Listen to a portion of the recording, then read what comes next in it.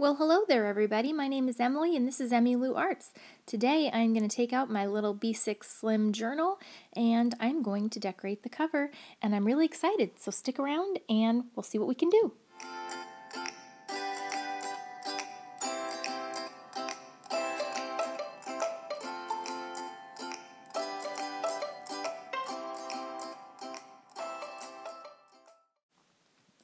Okay, first things first, I found this really pretty picture of this colorful moon on Pinterest, and I was going to print it out on a piece of sticker paper and use it sort of in the collage of my notebook. But my printer was, I guess, running low on ink because it made those squirrely lines on it. So I keep it later and decide to write a quote on it, which I wouldn't have been inspired to do had the lines not showed up. So what do you think? It's destiny. Journaling destiny. This magazine page I tore out of a magazine that we get for free. It's like a magazine that our city puts out, and it always has the prettiest pictures in it. And this one I absolutely loved. And since I loved it so much, I obviously tore it out and almost ruined it. I was so mad. So I tore a big chunk out of the little girl on accident. And so I'm trying to make it work. I cut out the little girl, and then I'm cutting out the little birds. And I know this seems like it might be kind of busy. And if you are thinking that, you might be right. I'm not sure. I am not a graphic artist. I am not a designer. I just play around. So let's cut me some slack here. I just really liked this image. I thought it was beautiful. And so I'm trying to figure out, well, after I finish fussy cutting these birds, I'm going to try and figure out how I can put the girl on there with that chunk hanging out of the side of her body because that's kind of awkward. So I just put some glue on there, and I just kind of scoot her all the way to the edge. You'll see. Because I thought maybe the chunk won't matter, and I can just, it'll be, like artsy, but it just did not look right. So I just put her on the edge, and then I cut off the excess. And I think it actually turned out okay. I wish I would have had the whole little girl, but, Wish in one hand, piss in the other. See which one fills up faster. I think I messed up that quote completely. Okay, now I'm putting on the little birds. It is busy with the floral background, I know, but for some reason, I just love it. I just love it, you guys. I don't know why, but this might be my favorite thing ever, these birds. And I will be very sad because I don't have this picture again ever to use. But I'm just gluing them down kind of like they're flying out of her little box. It's like, if you can't really see, she's holding this little box and she opens it up, and then a little bird is kind of sitting there, and then it looks as if the other birds have flown out. She released the birds. That reminded me of the Hitchcock movie, The Birds. We actually watched that in elementary school. Is that weird? I think we watched it around Halloween. That seems weird. That seems like something that you shouldn't be allowed to watch in elementary school. I don't know. Whatever. Anyways, maybe that's why I am the way I am today. So many questions, so little answers.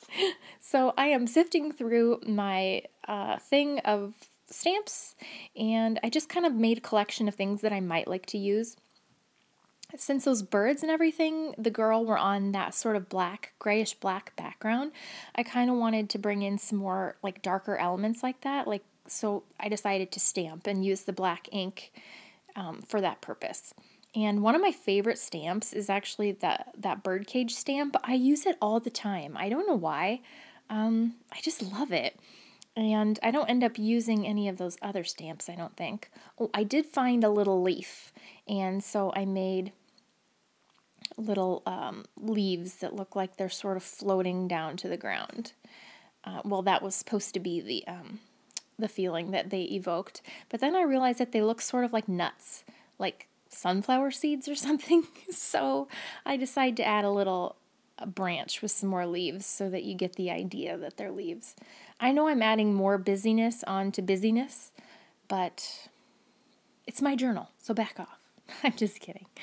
I don't know. I just went with it. I was just playing. So I'm hoping that the background paper just sort of fades and it looks really busy, but then once you start looking at it, you appreciate the beauty of it. Maybe, possibly. I like it at any rate. So that moon sticker, I decided to write a quote on, and I can't read the quote from where I am right now. It's something about journaling, creating yourself, some kind of quote that journaling people would poop their pants over. So I wrote that on the moon, and I'm sticking it on the back cover. And I really like it. I find all my quotes that I use in my journals, like on pictures, and that I like to hand letter on Pinterest. I just search for like motivational quote or autumn leaves quote or letting go quote or like anything. You can find any kind of quote for any mood that you're in, and I really like that. That and my little book that I got at Barnes & Noble on the clearance table, I use that for quotes all the time too. So I used the little moon, and then I think I just used my Flair pen to write volume 8 at the top. I love that Flair pen. I love how it writes. I'm going to have to buy some more Flair pens.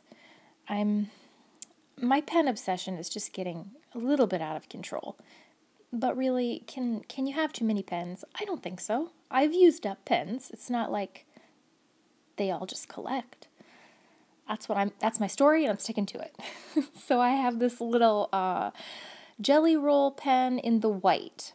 Now, I hate to burst the bubble of anyone that loves this pen, but it's shitty. It works really crappy. I don't know why, but it's not the same as my teal one. The white is just, it's not opaque enough, and I had a hard time with it. I've heard that the Uniball Signo white pen is the best white pen, and instead of buying that one, I decided to get the Jelly Roll because I didn't want to listen to everybody else in the whole world. Well, now I know. I'll go back and get the other one because it did not make the crisp white line that I was hoping for. Before the tangent, you saw that I used the white pen to outline the little girl. I thought it kind of gave her a little, it sort of bounced her off the page from the background a little bit and gave her this little bit of ethereal sort of glow, if you will. I don't know. And then I am outlining the birds with my black Flair pen just to kind of make them stand out a little bit from the busyness of the background. And as you can see, I had to really concentrate there.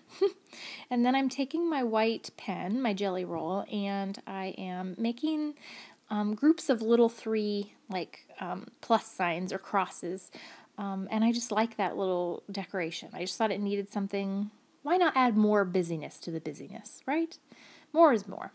So I added that, and I actually do like it. I do like how it turned out. So, whatever.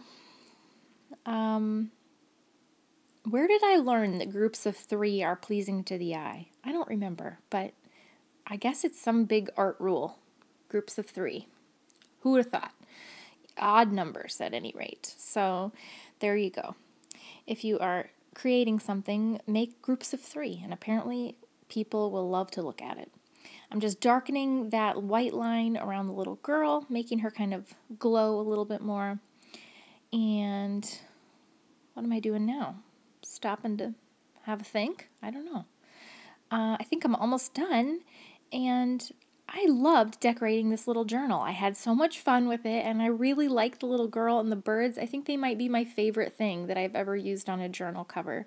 So I am so glad that you guys were here with me today. Please like and subscribe, and tell me what you think. Thanks, guys. Bye.